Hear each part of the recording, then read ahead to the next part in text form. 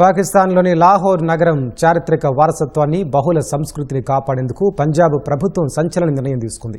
దేశ విభజనకు ముందు ఉన్న పాత పేర్లను రోడ్లు, వీధులు, విద్యాసంస్థలకు తిరిగి పెట్టాలని ముఖ్యమంత్రి మరియం నవాజ్ నిర్ణయం తీసుకున్నారు. వాటికి ఇస్లామిక్ పేర్లను తీసేసి మళ్లీ పాత హిందూ, సిక్, జైన్ పేర్లను పునరుద్ధరించాలని ఆదేశించారు. వీటితో పాటు కోటలు, చారిత్రక ప్రహరీలు, మార్కెట్ల పేర్లను మార్చనున్నారు. లాహోర్లో ఇప్పటికే 9 ప్రధాన ప్రాంతాల్లో పాత పేర్లతో సైన్ బోర్డులు ప్రత్యక్షమయ్యాయి. ఇస్లాంపురాను కృష్ణానగర్గా, సున్నత్ నగర్ను సంత్ నగర్గా మార్చారు. ముస్తఫాబాద్ను ధరంపురా, బాబ్రీ మసీద్ చౌక్ను జైన్ మందిర్ చౌక్గా మార్చుతూ నిర్ణయం తీసుకున్నారు. రెహమాన్ గలీని రామ్ గలీగా, మౌలానా అలీఖాన్ చౌక్ను లక్ష్మీ చౌక్గా నామకరణం చేశారు. విభజన నాటి గాయాలను, మతపరమైన విభేదాలను పక్కనబెట్టి లాహోర్ అసలైన వైవిధ్యాన్ని చాటి చెప్పడమే తమ ఉద్దేశమని అక్కడి అధికారులు పేర్కొంటున్నారు.